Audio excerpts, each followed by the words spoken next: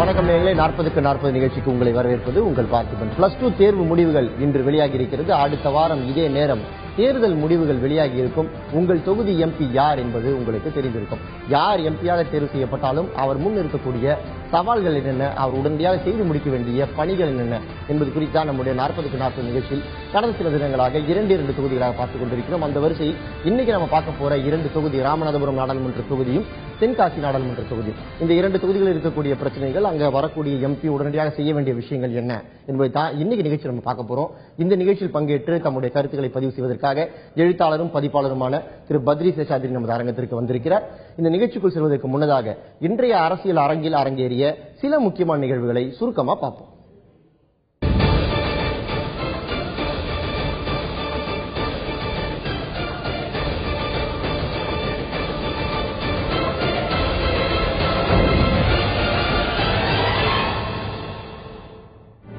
டெல்லியில் செய்தியாளர்களிடம் பேசிய தேர்தல் ஆணையர் பிரம்மா, நாடாளுமன்றத்துக்கு கடைசி கட்ட தேர்தல் நடைபெறும் மே 12ஆம் தேதி வாக்குப்பதிவுக்கு பிந்தைய கருத்து கணிப்புகளை வெளியிடலாம் என்று தெரிவித்தார்.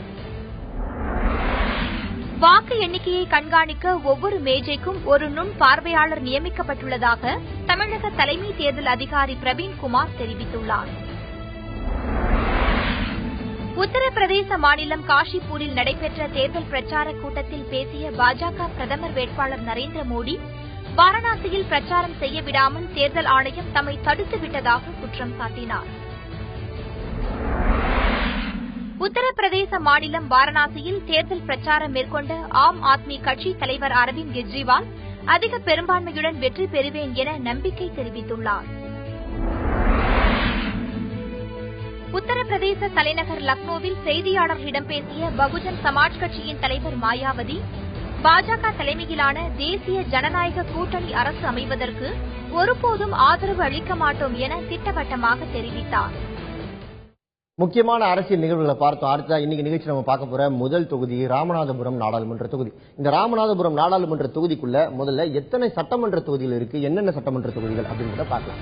ராமநாதபுரம் நாடாளுமன்ற தொகுதிக்கு உட்பட்டு ராமநாதபுரம் சட்டமன்ற தொகுதி, அடுத்த பரமக்குடி, முதுகுளத்தூர், திருவாடானை, அறந்தாங்கி, திருக்குழி ஆகிய 6 சட்டமன்ற தொகுதிகள் இதுக்குள்ள வருது. இந்த 6 சட்டமன்ற தொகுதியிலும் மொத்தமாக எத்தனை வாக்காளர்கள் இருக்காங்க, அதுல ஆண்கள் எத்தனை பேர், பெண்கள் எத்தனை பேர் என்று பார்த்தால் வாக்காளர் எண்ணிக்கையை பொறுத்த வரைக்கும் மொத்தமா இந்த நாடாளுமன்ற தொகுதியில கிட்டத்தட்ட 15 லட்சம் வாக்காளர்கள், அதாவது 14,54,678 வாக்காளர்கள் இருக்கிறார்கள்.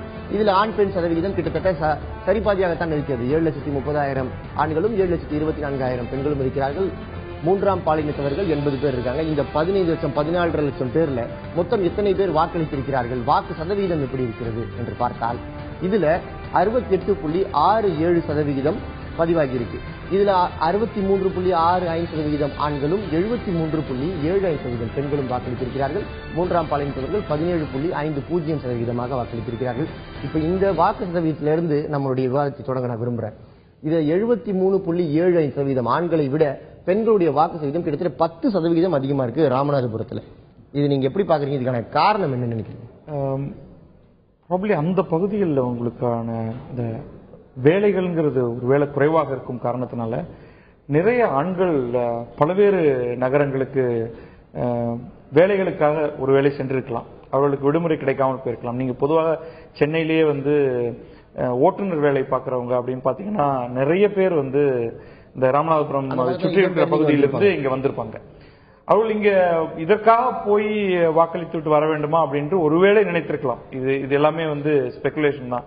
ஆனால் இந்த 10% வித்தியாசம்ங்கிறது ரொம்ப அதிகம். பெண்கள் 73% வாக்களிக்கும் பொழுது ஆண்கள் இருந்திருந்தால் கட்டாயமாக வாக்களித்திருப்பார்கள். அப்ப நம்ம ஒரே ஆண்களுடைய சதவீதம் குறைவா இருக்கிறத விட 73% நம்மளுடைய தமிழ்நாட்டுடைய வாக்கு சதவீதம் சராசரியை மேட்ச் பண்ற அளவுக்கு இருக்கு. அந்த பெண்கள் அவ்வளவு ஆர்வமாக வாக்களித்திருப்பதற்கு அதாவது நீங்க வேற தமிழகத்துடைய மற்ற எல்லா பகுதிகளையும் பார்த்தீங்கன்னா ஆண்களுக்கும் பெண்களுக்குமான வாக்கு சதவீதத்தில் அவ்வளவு பெரிய வித்தியாசம் இல்லை இங்க இருக்கிற அளவுக்கு. அப்ப இதற்கு நம்ம ராமநாதபுரம் நாடாளுமன்ற தொகுதியை சேர்ந்த ஆண் வாக்காளர்கள் மட்டும் ரொம்ப அதிகமாக தேர்தல் மேல நம்பிக்கை இல்லாமல் வாக்களிக்காமல் வீட்டுல உட்கார்ந்திருப்பார்கள் நான் நம்பல. ஒரு கிராமத்துல பெரும்பாலும் எல்லா தொகுதிகளிலுமே ஒரு கணிசமான அளவுக்கு நகர் அல்லாத கிராமப்புற பகுதிகள் இருக்கு. அங்க கட்டாயமாக வீட்டுல ஆண்கள் இருந்தார்கள் என்றால் நிச்சயமாக அவர்களும் வாக்களிக்க போயிருப்பாங்க. வாக்குச்சாவடியெல்லாம் அருகிலேயே தான் இருக்கு. அதுல வந்து நமக்கு ஒரு பெரிய சிக்கல் இல்லை. இங்க வந்து வாக்குச்சாவடியை அணுக முடியாத மாதிரியான ஒரு நிலை இல்லை. அப்ப பெண்களே போயிருக்க முடியாது. இப்ப நான் நினைக்கிற ஒரே காரணம் வந்து இந்த பகுதியில் வேலைகள் குறைவாக இருக்கக்கூடிய ஒரு பகுதி இது. இங்க இருக்கிறவர்கள் இடம் பெயர்ந்து பல்வேறு நகரங்களுக்கு சென்றுதான் அங்க வேலை பார்த்துக் கொண்டிருக்கிறார்கள். அவர்கள் அந்த 24ஆம் தேதி அங்கே போய் வாக்களிப்பதற்காக போகணுமா என்று அவர்கள் இருக்கும் இடத்திலேயே இருந்திருக்க வேண்டும் அப்படிங்கறது என்னுடைய கெஸ். ஆண்களுடைய தயக்கம் பெண்களுடைய முன்னேற்றம். அது தயக்கம்னு சொல்லல, இருந்து போகாம இருந்தாங்கன்னா தான் நீங்க தயக்கம்னு சொல்ல முடியும். அவர்கள் வந்து அங்க தொகுதியில இருக்கும் ஆண்களே அதான் அங்க பதிவு ஆகியிருக்கிறார்கள். அவர்களுடைய வாக்கு அந்த தொகுதியில் தான் இருக்கு. ஆனால் அவர்கள் அன்றைக்கு அந்த இடத்தில் இல்லை, வந்து வாக்களிக்கலை அப்படிங்கறத என்னுடைய கெஸ். இப்ப இந்த வாக்களித்த மக்கள், வாக்கை பதிவு செய்த மக்களுடைய மனதில் சில பிரச்சனைகளும் கோரிக்கைகளும் நிறைய தேவைகளும் இருக்கின்றன. அவர்களுடைய தேவைகள் என்ன, புதிதாக வரப்போற எம்பி கிட்ட இருந்து அவர்கள் எதிர்பார்ப்பது என்ன என்பதை கேட்டோம். அது குறித்து அந்த மக்கள் பகிர்ந்து கொண்ட கருத்துக்களை இப்போது பார்க்கலாம். அந்த மீனவனுடைய குடும்பத்தினுடைய நிலை எப்படின்னா, என்னைக்கு அடுப்பு எரியுதுன்னு யாருக்குமே தெரியாது. அவ்வளவு மோசமான நிலை. பிள்ளைகள் படிச்சா படிக்க முடியல. இந்த தொகுதியில் என்ன பிரச்சனை இருக்குன்னா, மீனவனுடைய பிரச்சனை தான் இருக்கு. இரு நாட்டு மீனவர்களை வந்து அழைத்து பேசி அவங்களுக்கு வந்து ஒரு உத்தரவாதம் ஏற்படுத்தி கொடுக்கணும். கச்சேரி வந்து நமக்கு பிரச்சனை இல்லை, மீனவனுக்கு உள்ள பிரச்சனையை தீர்த்து வைக்கணும், மீன் பிடிக்கணும். அதை வந்து இந்த நாடாளுமன்ற உறுப்பினர் வந்து நல்ல நாத்தன்மையா பாராளுமன்றத்தில் வாதாடணும். பாராளுமன்றத்தில் முற்றுகை, இப்ப காவிரி பிரச்சனைக்கு எப்படி முற்றுகையிடுறாங்களோ அது மாதிரி தமிழகத்தில் உள்ள 40 எம்பிகளுமே சேர்ந்து இந்த பாராளுமன்றத்தை முற்றுகையிட்டு மீனவர்களுக்கு ஒரு வாழ்வாதாரத்தை ஏற்படுத்துற எம்பியை தான் நாங்க எதிர்பார்க்கிறோம். இந்த தீவானது லைம்ஸ்டோன் சொல்லக்கூடிய இளம் பாறைகளால் கட்டமைக்கப்பட்டது, கடினமான பாறைகள் கிடையாது. இதனால தான் முதல்ல வந்து சேது சமுத்திரத்தை தோண்ட போகும்போது குண்டு வச்சு அதை உடைக்கலான்னு சொல்லும் போது இந்திய புவியியல் துறையும் ராணுவமும் அது வேண்டாம், உடைச்சிங்கன்னா தீவே 2ஆ போயிடும்னு சொன்னாங்க. அது ஒரு முக்கியமான காரணம். ரெண்டாவது, இந்த இடத்துல மன்னார் உயிர்கோளம் சொல்லக்கூடிய உயிர் பாதுகாப்பு நிலையம் இருக்கு. ஏன்னா கடல் வாழ் உயிரினங்கள் குட்டி போடுறது, முட்டை பொறிக்கக்கூடிய இடமாவும் இந்த இடம் இருக்கு. இந்த சேது சமுத்திர திட்டம் செயல்படுத்தப்படுமையானால் அந்த மன்னார் வளைகுடாவுடைய இருக்கக்கூடிய உயிர் பாதுகாப்பு கோளம் எல்லாமே அழிஞ்சு போயிடும். மூணாவது, இந்த திட்டமானது 30 அடி ஆழத்துல, அதாவது 30 அடி ஆழத்துல வெறும் 42 அடி அகலத்துல தான் இது தோண்டப்படுது. இது வந்து 1.5 லட்சம் டன்னுக்கு மேற்பட்ட பெரிய கப்பல்கள் வந்து திரும்பக்கூடிய வாய்ப்புகள் கிடையாது. இந்த 3 காரணத்துக்கான இந்த திட்டம் கொண்டு வரப்படுமையானால் இந்த திட்டத்தினால ராமேஸ்வர தீவுக்கு தான் லாபம் கிடைக்கிறத விட பாதிப்புகள் தான் அதிகமா இருக்கு. அறந்தாங்க 30-35 பேர்கள் வந்து செல்கிறார்கள் தினைக்கும். ஆனால் சரியான பேருந்து இல்லாமல் பொதுமக்கள் அவதிப்படுகிறார்கள். மாணவ மாணவிகளுக்கு சரியான நேரத்திற்கு பஸ் வசதி இல்லாமல் பொதுமக்கள் திணறிக் கொண்டிருக்கின்றார்கள். அறந்தாங்கியில இந்த சந்தை வந்து இந்த புதுக்கோட்டை மாவட்டத்தில் இருக்கிறது இல்லாமல் தஞ்சை இதில் இருக்கிறது. அதையெல்லாம் இந்த புது அறந்தாங்கிக்கு எடுக்க வேண்டும். இன்றைக்கு கடுமையான வறட்சியில இருக்கோம். குடிதண்ணீர் கூட இன்றைக்கு நாங்க சிரமப்பட்டு இருக்கோம். இன்றைக்கு குடிதண்ணீர் கூட ஒரு பல பகுதிகளில் இன்றைக்கு குடிக்க தண்ணீர் இல்ல, மழை இல்ல, செய்த விவசாயம் பூரா பாலப்பட்டு போச்சு. ஆனா அந்த ஊர்ல வந்து இன்னைக்கு வந்து அதிகமான நோய்கள் பிறப்பிடமா இன்னைக்கு ஆகுதுன்னு சொன்னா அதை வந்து கட்டுப்படுத்த வந்து இந்த அரசு வந்து, அதாவது மத்திய அரசும் சரி மாநில அரசும் சரி அதை முற்றுமா தவறிடுச்சு. எந்த அளவுக்கு சொன்னா, தொண்டில உள்ள இந்த அரசு ஆஸ்பத்திரி இருக்குது, மேம்படுத்தப்பட்ட ஆரம்ப சுகாதார நிலையம் சொல்லுவாங்க. அதுல வந்து போதிய டாக்டர் கிடையாது. இரவு நேரங்கள்ல வந்து மக்கள் வந்து நோய்வாய்ப்பட்டு போய் போனாங்கன்னு சொன்னா அங்க டாக்டருடைய பற்றாக்குறை வந்து கம்மியா இருக்குது. இதனால வந்து டாக்டரே இல்ல இங்க. அந்த அளவுக்கு தான் மக்கள் வந்து அவதிப்படுறாங்க. ஆக தொண்டில ஹார்பர் வந்து ஒரு துறைமுகம் அமைக்கிறதா சொன்னாங்க. அந்த துறைமுகம் வந்து கிடப்புல தான் இருக்கு. அந்த ஹார்பருக்காக இந்த ஊருடைய மக்கள் வந்து ஒரு 20 ஏக்கர் நிலம்லாம் வந்து கொடுத்தாங்க, அரசாங்கத்துக்கு எழுதி கொடுத்தாங்க. ஆனா அது வந்து சும்மா வந்து எழுத்து மூலமா இடத்தை வாங்கியிருக்காங்களே ஒழிய எந்த விதமான நடவடிக்கையும் இதுவரையிலும் எடுக்கப்படல. மத்திய அரசும் அது உண்டான எந்த ஏற்பாடுகளுமே செஞ்ச மாதிரி இல்ல. ராமநாதபுரம் தொகுதி மக்களுடைய பிரச்சனைகளை பார்த்தோம். இது ஒரு தொகுதிக்கான பிரச்சனையாக மட்டுமே இல்லை. இப்போ அவங்க சொன்ன முக்கியமான 2 பிரச்சனைகள், மீனவர் பிரச்சனையும் சரி, சேது சமுத்திர திட்டம் பிரச்சனையும் சரி, ரெண்டுமே இந்தியாவுக்கான பிரச்சனைகள், சிக்கல்கள் தான். இப்போ வரப்போற எம்பி அவர் யாராக இருந்தாலும், எந்த கட்சிக்காரராக இருந்தாலும், இந்த 2 பிரச்சனைகளுக்கு அவர் தன்னுடைய பங்களிப்பாக என்ன செய்ய முடியும்? இது நீங்க இந்தியா முழுமைக்குமான பிரச்சனைன்னு சொன்னாலும், தமிழகத்தில் இது ரெண்டுமே அதிகமாக பேசப்பட்டாலும், முக்கியமாக மன்னார் வளைகுடா பக்கத்தில் இருக்கக்கூடிய இந்த தொகுதி, அது கடலோரம்னாலும் நீங்க வந்து நாகப்பட்டினத்திலிருந்து ஆரம்பித்து கன்னியாகுமரி வரைக்குமான அந்த பகுதியில் இருக்கக்கூடிய மீனவர்களுக்கு இரண்டுமே மிக முக்கியமான பிரச்சனை. இதுல ஒரு எம்பினால ஒரு பெரிய மாற்றத்தை கொண்டு வந்துட முடியாது. ஒரு நபர் சொன்னது போல 40 பேரும், இந்த பாண்டிச்சேரியின் எம்பியையும் சேர்த்து தமிழக பாண்டிச்சேரியின் 40 எம்பிக்களும் சேர்ந்து பெரும் குரலில் இதை பேசினால்தான் இந்த தமிழக மீனவர்களுடைய பிரச்சனைங்கிறது வந்து ஓரளவுக்கு முடிவுக்கு கொண்டு வர முடியும். இது இலங்கைக்கும் தமிழக மீனவர்களுக்குமான பிரச்சனைங்கிறது வந்து ரொம்ப காலமாக நடந்து கொண்டிருக்கிறது. இது இவ்வளவு தூரம் வளர விட்டதற்கு வந்து இந்தியாவுடைய ஒரு செயலற்ற தன்மை தான் காரணம் சொல்லுவேன். சும்மா அவர்கள் தாண்டி போய்விட்டார்கள், அதனால் அவர்கள் சுட்டார்கள், வலையை அறுத்தார்கள், அப்படியே கைது பண்ணி எடுத்து கொள்கை சார்ந்த பிரச்சனையாக இருப்பதால் இதுல வந்து பெரிய அளவு தடாலடியாக நடவடிக்கைகள் எடுக்கலாம். நீங்க போய் உடனே நம்ம வந்து நம்முடைய நேவியை அனுப்பிச்சு அந்த இலங்கை கப்பற்படையுடைய கப்பல்களை எல்லாம் சுட்டு தள்ளுங்கன்னு சொல்லல. உங்களுடைய வெளியுறவு தூதர் அங்க இதுல இலங்கையில இருந்து கொண்டு பல்வேறு காரியங்களை தடாலடியாக செய்யலாம். அதை செய்வதற்கான அந்த வில், இதை செய்தே தீர வேண்டும்ங்கிறதுக்கான அதற்கான ஆணை உங்களுக்கு தரப்படவில்லை. ஆக இந்த தமிழக பிரச்சனையானது மத்தியில் இருக்கக்கூடிய பிரதமருக்கு ஒரு மிக முக்கியமான பிரச்சனையாக, மிகப்பெரிய பிரச்சனையாக வரல.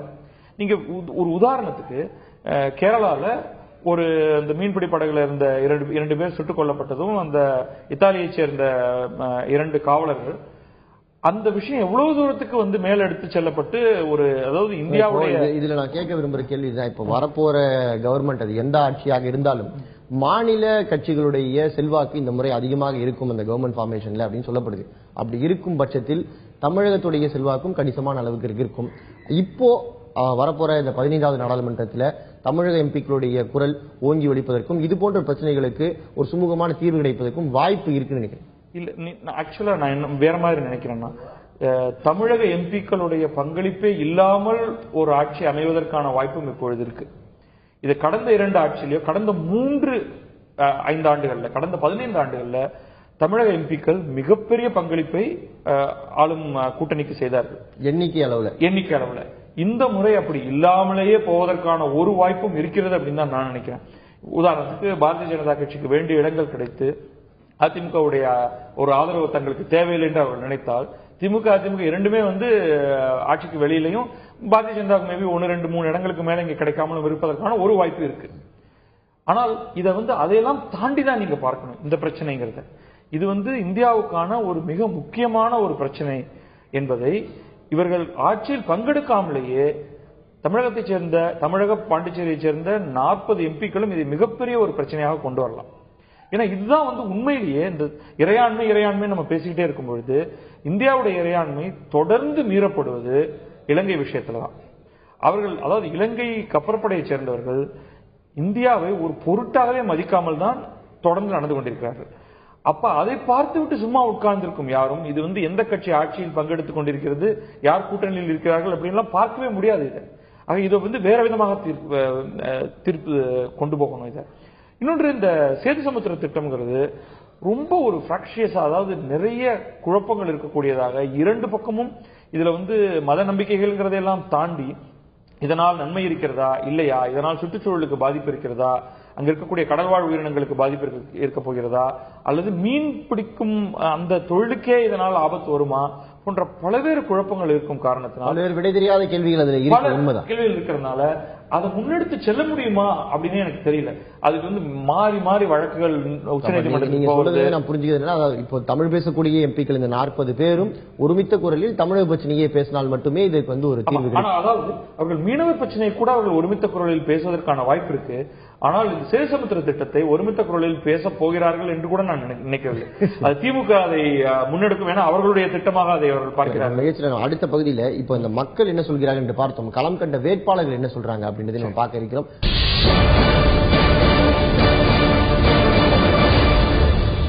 இப்போ இந்த மக்கள் வாக்களித்த வேட்பாளர்கள், களம் கண்டவர்கள், அவர்கள் என்ன சொல்றாங்க அப்படின்னு அறிந்து கொள்வதற்காக சில வேட்பாளர்களிடம் முக்கியமான சில கேள்விகளை முன்வைத்திருக்கிறோம். அப்படி முக்கியமா நம்ம கேட்ட முதல் கேள்வி, இந்த தேர்தல் நடந்த விதம், நடந்து முடிந்தது பற்றி உங்களுடைய கருத்து என்ன, தேர்தல் ஆணையத்துடைய செயல்பாடு பற்றி நீங்கள் என்ன நினைக்கிறீர்கள் என்று இந்த களம் கண்ட நாடாளுமன்ற தொகுதி, ராமநாதபுரம் நாடாளுமன்ற தொகுதியில் களம் கண்ட வேட்பாளர்களிடம் கேட்கிறோம். அந்த வேட்பாளர்கள் அதற்கு என்ன பதில் சொன்னாங்க அப்படின்றதை இப்ப பார்க்கலாம். இதுல ரொம்ப வருத்தமளிக்கக்கூடிய கேட்டா, தேர்தல் கமிஷனுக்கு பலமுறை பல இடங்கள்ல இருந்து நிறைய புகார்கள் போயும் கூட உரிய நடவடிக்கை எடுக்காதது வருத்தமளிக்கக்கூடிய அந்த தேர்தல் கமிஷனே இதுல உடந்தையாக இருந்து செய்கிறதோ என்ற சந்தேகம் மக்களுக்கு, வாக்காளர்களுக்கு ஏற்பட்டது. மக்கள் மத்தியில அப்படி பரவலாக பேசப்பட்டது. தேர்தலுக்கு பின்னால வாக்குப்பதிவுக்கு பின்னால சந்தோஷமாக இருக்கேன். மன நிறைவான ஒரு சூழ்நிலை எனக்கு இருக்குது. தேர்தலை பற்றி, தேர்தல் நடந்த விதம் பற்றி, மக்கள்கிட்ட இருந்து வரக்கூடிய செய்திகள் எல்லாமே ரொம்ப உற்சாகத்தை ஊட்டக்கூடியதாக இருக்குது. மன நிறைவாக இருக்கு. நியாயமா நடக்கல. ஏன்னா லாஸ்ட் 3 நாள்ல தேர்தல் ஆணையம் அவங்களோட கடமையை தவறி இருக்காங்க. பணப்பட்டுவாடா மற்ற கட்சிகள்ல இருந்து கொடுத்திருக்காங்க. 2 வேட்பாளர்களுடைய கருத்துக்களை பார்த்தோம். இந்த வேட்பாளர்கள் தேர்தல் ஆணையத்துடைய செயல்பாடு பற்றி பேசுவதை பார்த்தோம். மாற்று வேட்பாளர்கள், அவர்களை எதிர்த்து போட்டியிட்டவர்கள் பற்றி இவர்களுடைய கருத்து என்ன என்பதையும் கேட்டோம். அதற்கு அவர்கள் என்ன சொன்னார்கள் என்று இப்போது பார்க்கலாம். போக போக மாற்றுக் கட்சிகளுடைய நடவடிக்கை இதெல்லாம் மிகுந்த வருத்தமளிக்கக்கூடியதாக இருந்தது. வாக்காளர்களை தொடர்பு கொண்ட முறை இதெல்லாம் உண்மையிலேயே ஜனநாயக விரோதமாக சூழ்நிலை இருந்தது. பணப்பட்டுவாடா நடந்தது, ஓட்டுக்காக பணப்பட்டுவாடா நடந்தது. ராமநாதபுரம் நாடாளுமன்ற தொகுதியில 2 வேட்பாளர்கள், பாஜக சார்பில் களமிறங்கிய குப்புராமும், சிபிஐ சார்பில் களமிறங்கிய உமா மகேஸ்வரியுடைய கருத்துக்களையும் பார்த்தோம். அதிமுக சார்பில் களமிறங்கிய அன்வர் ராஜா, திமுக முகமது ஜலீல், காங்கிரஸ் திருநாவுக்கரசு ஆகியோர் நம்மளோட கருத்து தெரிவிக்க விரும்பவில்லை. அவர்களை நமக்கு கருத்து கிடைக்கல அவங்களுடைய கருத்துக்கள். இப்ப இந்த 2 பேருடைய கருத்துக்கள் தேர்தல் நடந்த விதம் பற்றியும் மாற்றுக் கட்சி வேட்பாளர்கள் பற்றியும் கேட்டிருக்காங்க. தேர்தல் நடந்து பணப்பட்டுவாடா நடந்தது அப்படின்னு சொல்றாங்க. 144 தடை உத்தரவு தமிழகத்தில் பிறப்பிக்கப்பட்டது. 144 தடை உத்தரவு பிறப்பிப்பதற்கான ஒரு சூழல் தமிழகத்தில் இருந்ததா? அது பிறப்பிக்கப்பட்டது சரிதான் நினைக்கிறீங்க? இல்ல, அது தேவையே இல்லை. இது இந்தியாவிலேயே தமிழகத்தில் மட்டும்தான் ஒரு மாநிலம் முழுமைக்கும் இந்த மாதிரியான ஒரு 144 தடை உத்தரவு அவங்க பிறப்பித்திருக்காங்க அப்படிங்கிற மாதிரி தான் தெரியுது நமக்கு. இந்த 9 கட்டங்களாக நடந்திருக்கிற இந்த தேர்தலில் 8 கட்டத்திலையும் தமிழகத்தை தவிர வேற எந்த இடத்துலையும் இந்த மாதிரி நடந்ததாகவே தெரியல. அந்த அளவுக்கு இங்க சட்டம் ஒழுங்கு பிரச்சனைங்கிறதும் கிடையாது. அப்ப இது உள்நோக்கம் காரணமா, வேற ஏதாவது நோக்கம் இருக்கா, அல்லது ஒரு பயத்தினால எந்த பிரச்சனையும் வந்துடக்கூடாதுங்கிறதுனாலயா அப்படிங்கிற ஒரு கேள்வி இருக்கு. மற்றபடி அதிமுக வேட்பாளர்களை தவிர மீதி அனைவருமே தேர்தல் ஆணையம் மீது பெரிய அளவுக்கு குற்றம் சாட்டியிருக்காங்க. இது தேர்தல் ஆணையத்துக்கு ஒரு விதத்துல பின்னடைவுன்னு சொல்லுவேன். ஏன்னா இந்த டிஎன் சேஷன் காலத்துக்கு பிறகு இந்த ஃப்ரீ அண்ட் ஃபேர் எலெக்ஷன் அப்படிங்கறது எப்பாடுபட்டாவது செய்தே தீர்வேங்கிற மாதிரி உங்களுக்கு சென்ட்ரல் எலெக்ஷன் கமிஷன் ரொம்ப வேலைகளை செய்து கொண்டு வந்திருக்கும் பொழுது அந்த ஒவ்வொரு மாநிலத்தின் தலைமை தேர்தல் அதிகாரியும் ஒவ்வொரு கட்சியும் யாராவது ஒரு குற்றம் சொல்லிட்டு இருப்பார், பரவாயில்ல. பட் குறைந்தபட்சம் ஒரு 80% 90% வேட்பாளர்களாவது தேர்தல் ஆணையத்தின் மீது நம்பிக்கை இருக்கு, எங்களுக்கு எந்த பிரச்சனையும் இல்லைன்னு சொல்லக்கூடிய அளவுக்கு இந்த தேர்தலை நடத்தி இருக்கலாம். பெரும்பான்மை எதிர்ப்பை சம்பாதிக்கக்கூடிய வகையில் அது இருக்குங்கிறப்ப அவர்கள் ஏதோ இடத்துல நம்ம தவறிட்டோங்கிறத அவர்கள் உணரணும்.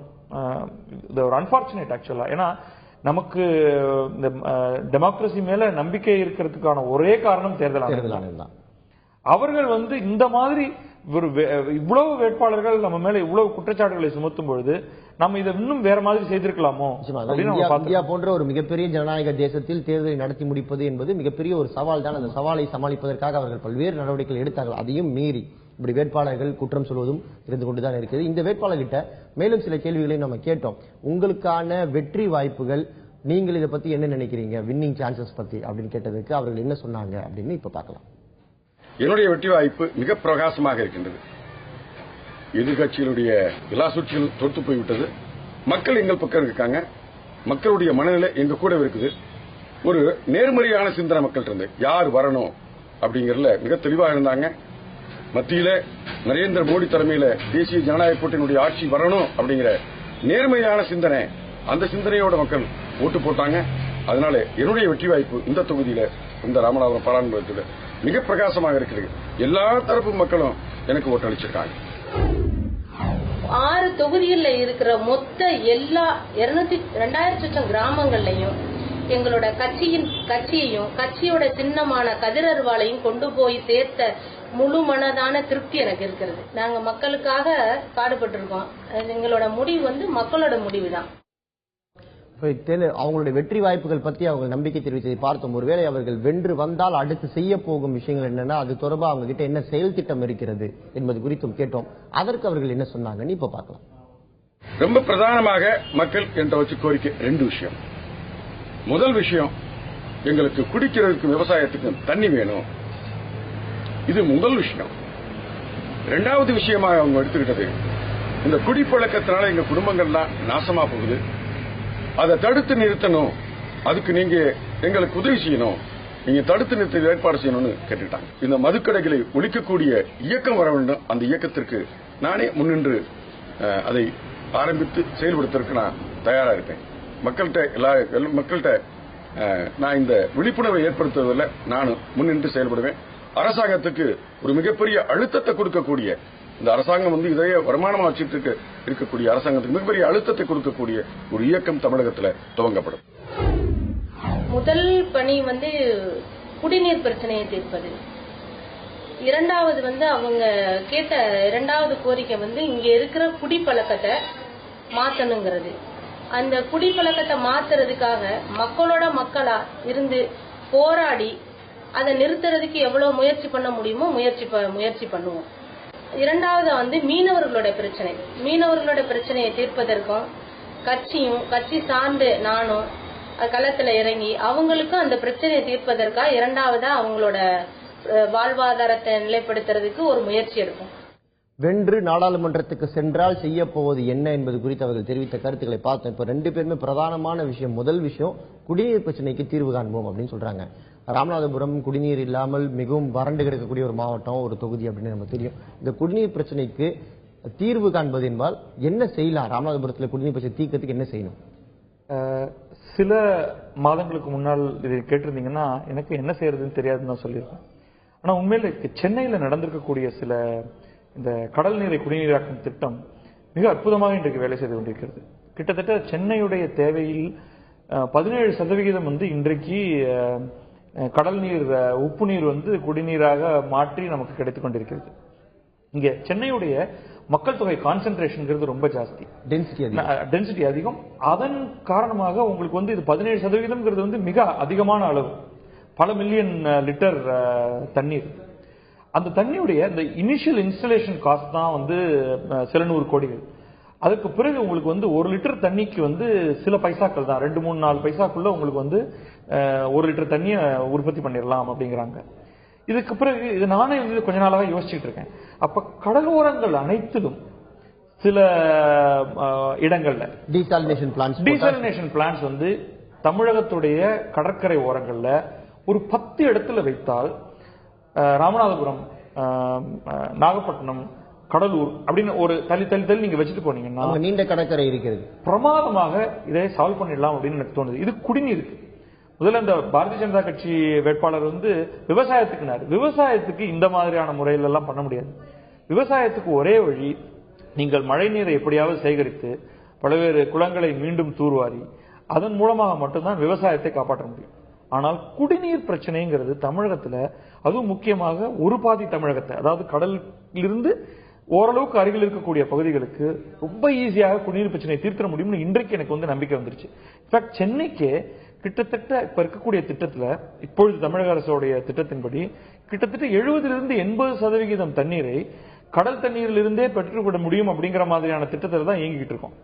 இது வந்து நமக்கு வந்து ஒரு மிகப்பெரிய வரப்பிரசாதம். இந்தியாலேயே வேற யாரும் இதை பத்தி யோசிக்க கூட இல்ல, இங்க செயல்பட்டு கொண்டிருக்கிறது. அது எனக்கு பிரச்சனையா தெரியல. பட் ரெண்டாவது, குடிநீர்ல இருந்து குடிக்கக்கூடிய மதுவுக்கு வரும். இவர்கள் 2 பேருமே வந்து இங்க இருக்கிற மக்கள்லாம் எங்கள்கிட்ட வந்து கேட்கறாங்க மது ஒழிக்கணும்னு அப்படின்னு சொல்றாங்க. யார் கேட்கறாங்கன்னா, என்னுடைய ஒப்பீனியன் வந்து இதை கேட்கறதெல்லாம் பெண்களாகத்தான், பெண்கள் வாக்கு வங்கி தான்.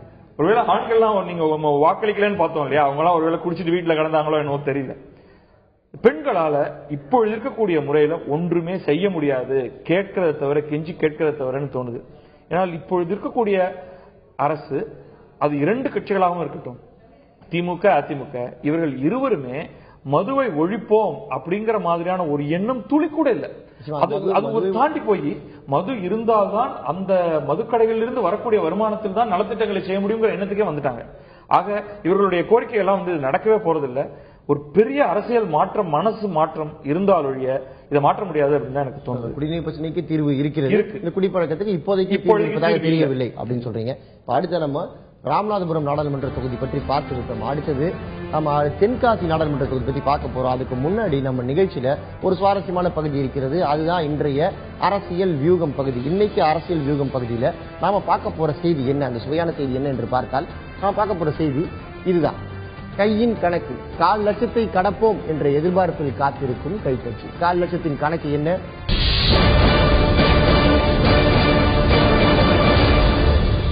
நம்ம பார்க்க போற தொகுதி தென்காசி நாடாளுமன்ற தொகுதி. தென்காசி நாடாளுமன்ற தொகுதியில என்னென்ன சட்டமன்ற தொகுதிகள் இருக்கிறது, என்னென்ன பகுதிகள் உள்ளடங்கி இருக்கின்றன என்று பார்த்தால் தென்காசிக்குள்ள 6 சட்டமன்ற தொகுதிகள் இருக்கிறது. தென்காசி சட்டமன்ற தொகுதி கடையநல்லூர், வாசுதேவநல்லூர், சங்கரன் கோவில், ராஜபாளையம், ஸ்ரீவில்லிபுத்தூர் இந்த 6 சட்டமன்ற தொகுதிகளை உள்ளடக்கியதுதான் தென்காசி நாடாளுமன்ற தொகுதி. இந்த 6 சட்டமன்ற தொகுதிகளிலும் மொத்தமாக எத்தனை வாக்காளர்கள் இருக்கிறார்கள், அவர்களில் ஆண்கள் எத்தனை பேர், பெண்கள் எத்தனை பேர் என்ற விகிதாச்சாரம் இதுதான். இப்ப 13,79,727 வாக்காளர்கள் மொத்தமாக இருக்கிறார்கள். இதுல 6,87,198 ஆண்களும் 6,92,490 பெண்களும் இருக்கிறார்கள். 39 மூன்றாம் பாலினத்தவர்கள் இருக்கிறார்கள். இந்த 13,79,000 மக்களில் எத்தனை பேர் வாக்களித்திருக்கிறார்கள், வாக்குச்சாவடிக்கு சென்று தங்களுடைய ஜனநாயக கடமையை ஆற்றியவர்கள் எத்தனை பேர், வாக்கு விகிதம் எவ்வளவு என்று பார்த்தால் 73.60% மக்கள் வாக்குச்சாவடிக்கு சென்றிருக்கிறார்கள். இங்க இந்த கேப் குறைவாகத்தான் இருக்கிறது. ஆண்கள் 71.24%, பெண்கள் 75.95% வாக்களித்திருக்கிறார்கள். மற்றவர்கள் 7.69% வாக்கை பதிவு செய்திருக்கிறார்கள். 73.60% வாக்குகள் இந்த தொகுதியில மொத்தமா பதிவாகி இருக்கு. இங்கேயும் தமிழ்நாட்டில் மற்ற இடங்களைப் போலவே பெண்களுடைய வாக்கு சதவீதம் தான் அதிகமாக இருக்கு. இப்படி தங்களுடைய வாக்கை பதிவு செய்த மக்கள் என்ன எதிர்பார்க்கிறாங்க, வரப்போற எம்பி கிட்ட இருந்து அவங்களுடைய பிரச்சனைகள் என்னென்ன, அவர்களை தினம் தினம் பாதிக்கக்கூடிய விஷயங்கள் என்னென்ன என்பதை நம்முடைய செய்தியாளர் குழு நேரில் சென்று அறிந்து வந்திருக்கிறது.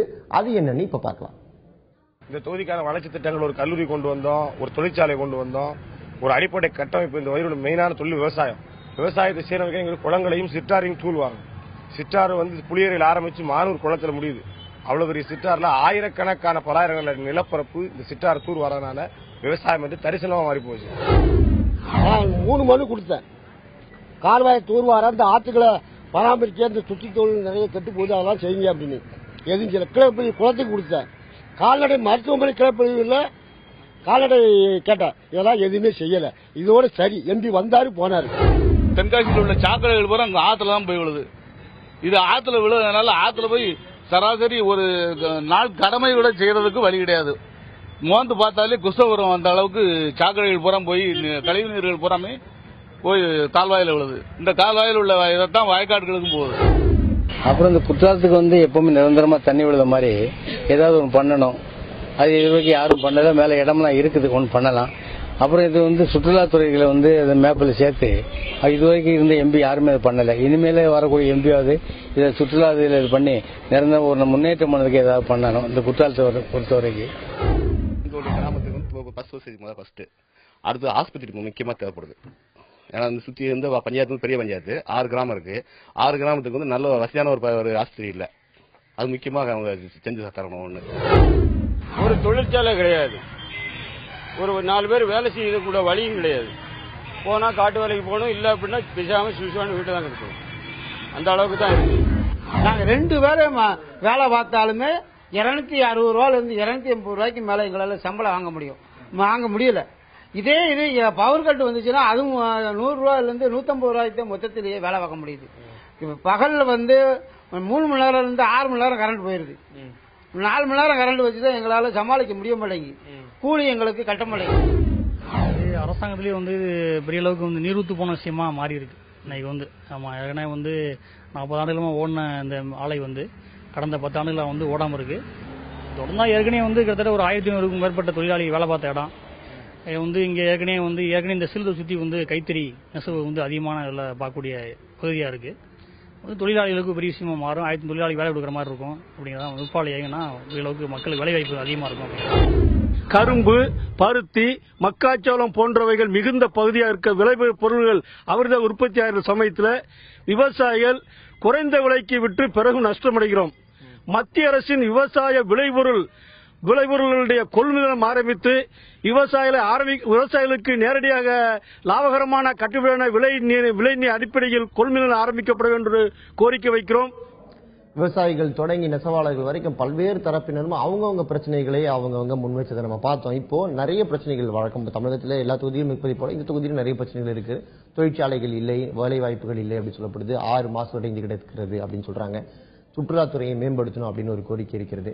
இப்போ ஒரு முக்கியமான 3 கோரிக்கைகள் உடனடியா பிரியாரிட்டி கொடுக்க வேண்டிய விஷயங்கள் அப்படின்னா தென்காசியை பொறுத்த வரைக்கும் நீங்க அப்படி நினைக்கிற விஷயங்கள் என்ன? நம்ம இதுக்கு முன்னாடி இன்னொரு நிகழ்வுல இதே மாதிரி பேசுறப்பயுமே இது யாருடைய பிரச்சனை? இதை மத்திய அரசு ஏதாவது செய்ய வேண்டுமா, இல்ல இது மாநில அரசுடைய வேலையா? மாநில அரசு தான் பெரும்பாலான வேலைகளை செய்ய முடியும்.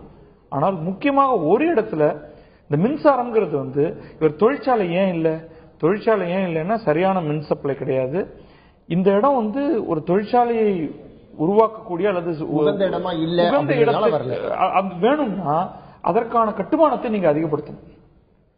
அதற்கு மத்திய அரசு பெருமளவு உதவி செய்யலாம். ஆனால் அடிப்படையான வேலைகளை செய்ய வேண்டியது மாநில அரசு தான். ஆனா இந்த சுற்றுலாவை எடுத்துக்கிட்டீங்கன்னா அதுவும் மாநில அரசோட வேலைகள் தான். நீங்க லிஸ்ட்னு பாத்தீங்கன்னா ஒரு மத்திய அரசு இந்தியா முழுமைக்கும் பல்வேறு காரியங்களை செய்யறப்ப இந்தியா முழுமைக்குமே அவர்கள் மின்சாரத்துக்கு மிகப்பெரிய போக்கஸ் கொடுத்தாங்க. அதை தவிர இந்த 1, 2, 3 என்னன்னா 1 மின்சாரம் 2 மின்சாரம் 3 மின்சாரம் அப்படின்னு சொல்லுவேன். அப்படிதான் 3 மின்சாரம் அவ்வளவுதான். அது ஏன்னா அதற்கு மேல ஒரு மத்திய அரசால இங்க ஒரு பெரிய ஒரு மாற்றத்தை இங்க கொண்டு வந்துட முடியாது. ஆனால் நிறைய மின்சாரத்தை உருவாக்கி கொடுப்பதன் மூலமாக இந்தியா முழுமையிலுமே ஒரு பெரிய மாற்றத்தை மத்திய அரசால கொண்டு வர முடியும். அப்ப தமிழகத்திலிருந்து போகக்கூடிய எம்பிக்கள், முக்கியமாக தென்காசி எம்பி, அதைத்தான் போக்கஸ் பண்ணியாங்க. நீங்க சொன்னதை போல உணவு, உடை, இருப்பிடம் எல்லாமே அத்தியாவசிய தேவைகள் சொன்னோம். இன்னைக்கு அந்த 3 அத்தியாவசிய தேவைகளுக்குமே அத்தியாவசியமா மின்சாரம் தான் இருக்கு. நம்ம வாஷிங் மிஷின்ல தான் துணியை துவைக்கிறோம், குக்கர்ல தான் சாப்பாடு வடிக்கிறோம், வீட்டுல வயலுக்கு மின்சாரம் தேவைப்படுது, தண்ணீருக்காக தேவைப்படுது, கோல்ட் ஸ்டோரேஜ் வேணும்னா உங்களுக்கு மின்சாரம் தேவைப்படுது, ஏதோ உணவுக்கும் உடைக்குமே உங்களுக்கு மின்சாரம் தேவைப்படுது அல்லவா? அடிப்படை தேவைகளுக்கு அடிப்படையான விஷயமா அது மாறி போச்சு. உண்மைதான். அப்படி இருக்கும்போது இப்ப தென்காசி மக்களுடைய பிரச்சனை நம்ம பார்த்தோம். அடுத்து நம்ம நிகழ்ச்சியில் நம்ம பார்க்க போற ஒரு சுவாரஸ்யமான பகுதி தான் அரசியல் வியூகம் பகுதி.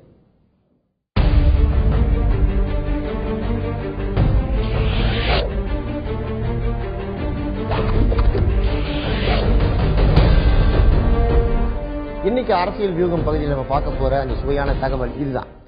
கை கட்சியுடைய கணக்கு, கையின் கணக்கு. 4 லட்சத்தை கடப்போம் என்ற எதிர்பார்ப்பில் காத்திருக்கும் கை கட்சி. உண்மையாக சொல்லுவோம், இது 4 கோடியை கடப்போம் என்ற எதிர்பார்ப்பில் காத்திருக்கும் கை கட்சி என்பதுதான் சரியான விஷயம். அதாவது நடந்து முடிந்த நாடாளுமன்ற தேர்தலில் மொத்தமாக அனைத்து தொகுதிகளிலும் சேர்த்து 25 லட்சம் வாக்குகளை கடந்துவிட வேண்டும் என்று கணக்கு போட்டு வைத்திருக்கிறார்களாம் கை கட்சிக்காரர்கள். காரணம், இந்த 25 லட்சம் வாக்குகள் என்பது வரப்போற சட்டமன்ற தேர்தல் 2016 சட்டமன்ற தேர்தலில் தங்களுக்கு பெரிய அளவில் கை கொடுக்கும் என அவர்கள் நம்புவதால் எப்படியாவது இந்த நம்பர் ஒரு பிக்ஸ் பண்ணிருக்காங்க. 25 லட்சம் வாக்குகள் இதை தாண்டிவிட வேண்டும் என்பதில் முனைப்பாக இருக்கிறார்களாம். அது வர வேண்டும் என்று வேண்டிக் கொண்டிருக்கிறார்கள். பார்ப்போம் அது எத்தனை தொகுதிகளில் அவருடைய கணக்கு படிக்கிறதா. மொத்தமாக தமிழகத்தில் இருக்கக்கூடிய 39 நாடாளுமன்ற தொகுதிகளிலும் சேர்த்து காங்கிரஸ் கட்சி, கை கட்சி எத்தனை இடங்களில் வாக்குகளை அதிகமாக பெறுகிறது, அதனுடைய கூட்டு தொகை இந்த 4 கோடியை கடக்கிறதா என்பதை அடுத்த வாரம் இதே நேரம் நமக்கு தெரிந்துவிடும்.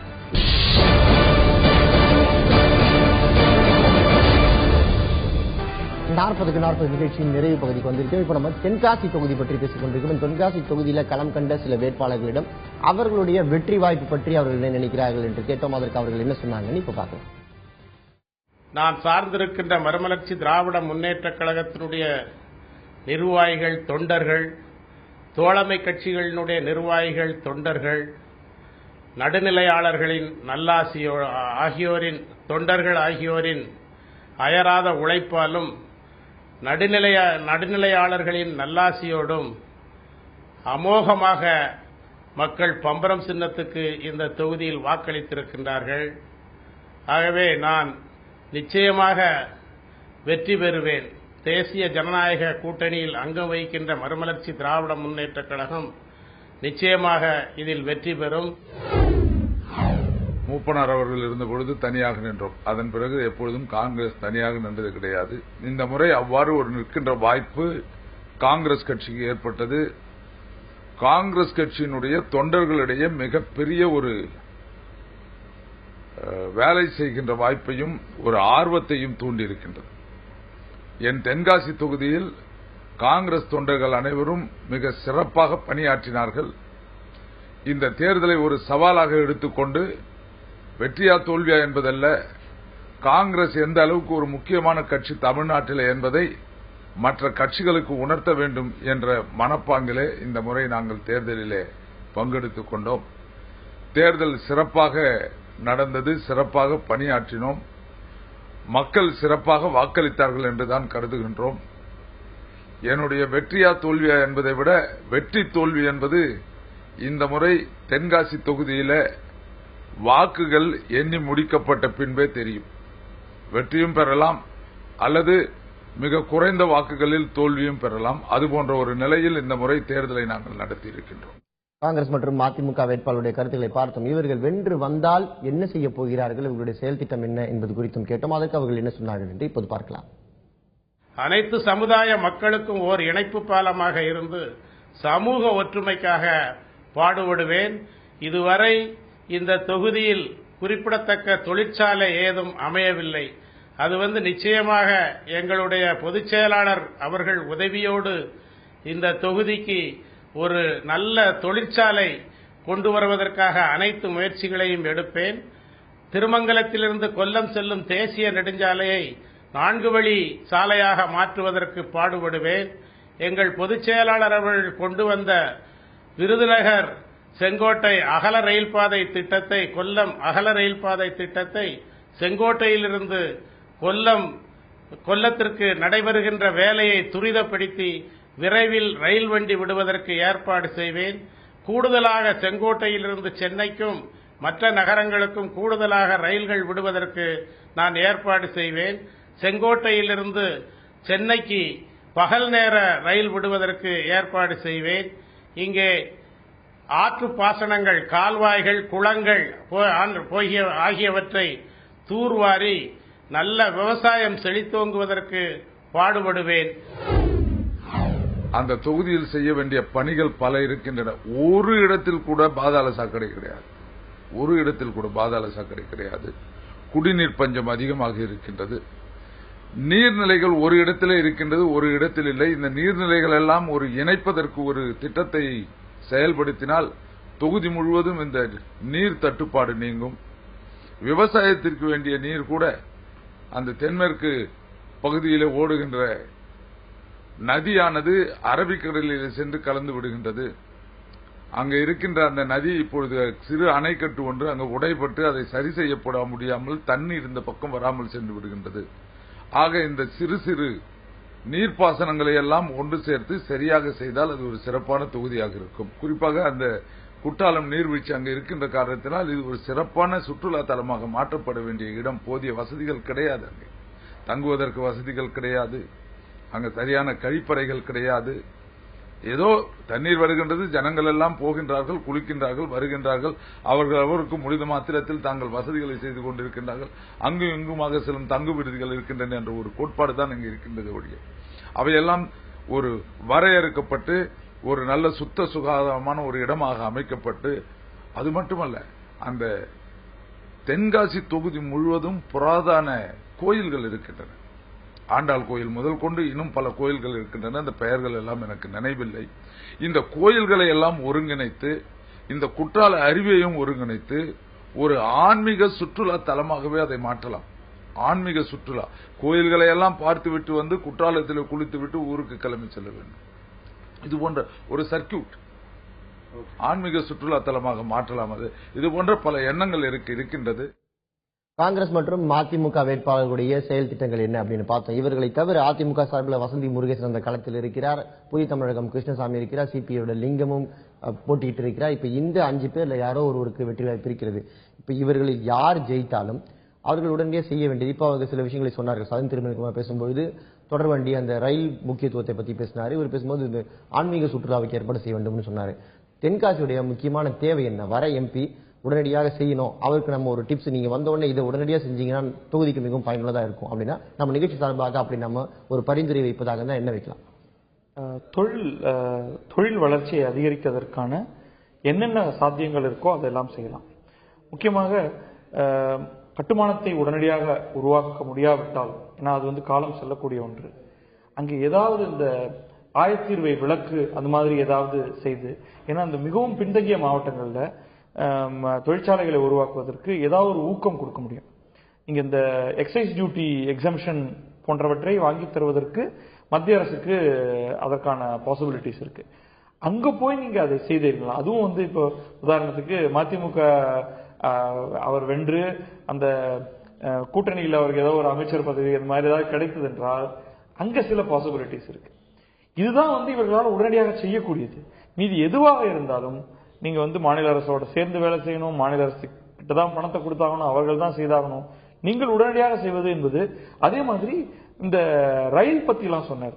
அதனால ஒரு பெரிய மாற்றம் ஒன்றும் இங்க ஏற்பட்டுற போறது இல்லை. அது ஒரு சிறு சிறு வசதி கிடைக்கும் மக்களுக்கு, அவ்வளவுதான். சோ எகைன் உங்களுக்கு வந்து ஒரு ரயில்வே இலாக்கா மந்திரியாக கிடைத்தால் அது சார்ந்த அந்த பகுதிகளில் சில உபயோகமான சில வேலைகளை செய்யலாம். வேற எதுவுமே நீங்க நினைத்த நேரத்தில் உடனடியாக செய்யக்கூடிய மாதிரி இங்க எதுவுமே இல்லை அப்படிங்கறதா என்னுடைய கருத்து. இப்ப நீங்க சொன்னதுல ஒரு பாயிண்ட், நீங்க எதுவா இருந்தாலும் மாநில அரசுல தான் கொடுக்க வேண்டும் அப்படின்னு சொல்றீங்க. நம்ம நிகழ்ச்சியிலே ரித்தீஷ் ராமநாதபுரம், இன்னைக்கு நம்ம பார்த்த ராமநாதபுரத்துடைய சிட்டிங் எம்பி ரித்தீஷ் நம்ம நிகழ்ச்சிக்கு வந்திருந்த போது இங்க பேசும்போது என்னால ஒன்றும் செய்ய முடியல, நான் ஃபண்ட் வாங்கி கொடுத்தேன், ஆனா அதுக்கு மேல என்னால அதை பண்ண முடியல, மாநில அரசு ஒத்துழைக்கவில்லைன்னு சொன்னார். இன்னைக்கு அவர் அதிமுக இணைந்து விட்டார். இப்போ இப்படி மாற்று கட்சி எம்பிக்கள் இருக்கும் பொழுது அவர்கள் விரும்பினாலும் அவர்களுடைய திட்டங்களை செயல்படுத்த முடியாம போயிருதா, இல்ல உண்மையிலேயே அவர்கள் செய்து முடிக்க வேண்டும் என்ற உறுதியோடு இருந்தால் அந்த திட்டங்களை செய்து முடித்துவிட முடியும்னா அது எப்படி? இல்ல இது வந்து அவருடைய ரிலேஷன்ஷிப்பை பொறுத்து தான் இருக்கு. இப்ப தமிழகத்துடைய ஒரு பெரிய துக்கமான விஷயம், இந்த இரண்டு கட்சிகளும் வந்து ஒருவரை ஒருவர் ஒரு எதிரிகளாக மட்டுமே பார்ப்பதுதான். இப்ப மாற்றுக் கட்சி இருக்கு, அவர்கள் வந்து ஒரு திட்டத்தை கொண்டு வருகிறார்கள் என்றால் அதை நாம செய்து விட்டோம் என்றால் யாருக்கு அதோடைய பெயர் போகுது அப்படிங்கிற ஒரு காரணத்தினாலேயே பல்வேறு திட்டங்கள் முடக்கப்படுகின்றன. அதுதான் ரித்தீஷ் சொன்னது வந்து அது உண்மையாக அப்படிதான் இருந்திருக்குங்கிறது என்னால நம்ப முடிகிறது. இப்ப இது இந்த அரசியல் எண்ணங்கள்ல வரக்கூடிய மாற்றம் தான் இதை நம்ம வந்து செய்ய போறது நமக்காக இல்லை, தொகுதி மக்களுக்காக. இப்ப யார் மூலமாக வந்தால் என்ன, நாம் அதை எடுத்துக்கொண்டு செய்ய வேண்டும் அப்படிங்கிற எண்ணம் அரசியல் தலைமையிடமே முதல்ல வரணும். நம்ம சண்டை போட்டுப்போம், நம்ம தேர்தல் சமயத்துல வந்து கடுமையாக ஒருவரை ஏசுவோம், அதெல்லாம் பரவாயில்ல. மக்களுக்கு செய்ய வேண்டியது இவர்கிட்ட திட்டம் வந்தாலும் அவர்கிட்ட திட்டம் வந்தாலும் இங்கேருந்து பணம் வந்தாலும் அங்கிருந்து வந்து பணம் வந்தாலும் அதை நம்ம செய்யணும் அப்படிங்கிற எண்ணம் பல மாநிலங்கள்ல இருக்குது. நம்ம மாநிலத்துல கொஞ்சம் அன்பார்ச்சுனேட்லி ரொம்ப இந்த மாதிரியான விஷயத்தை நம்ம இது போன்ற ஆரோக்கியமான மனப்பாங்குகள் வளரும் நம்புவோம். இன்னைக்கு நிகழ்ச்சியில் நம்ம 2 தொகுதிகளை பார்த்தோம், ராமநாதபுரம் மற்றும் தென்காசி. 2 தொகுதிகள் இருக்கக்கூடிய பிரச்சனைகள், அந்த பிரச்சனைகளுக்கு வரப்போற எம்பிக்கள் என்ன சொல்யூஷன்ஸ் கொடுக்கலான்ற சொல்யூஷன்ஸ்களையும் நம்ம சில முன்வைத்திருக்கிறோம். மிகவும் பயனுள்ள நிகழ்ச்சியாக இருந்திருக்கும் என்று நம்புகிறோம். இந்த நிகழ்ச்சிக்கு வந்து உங்களுடைய கருத்துக்களை பதிவு செய்ததற்கு மிக்க நன்றி. திங்கட்கிழமை வேறு 2 தொகுதிகளோடு மீண்டும் சந்திப்போம். நன்றி, வணக்கம்.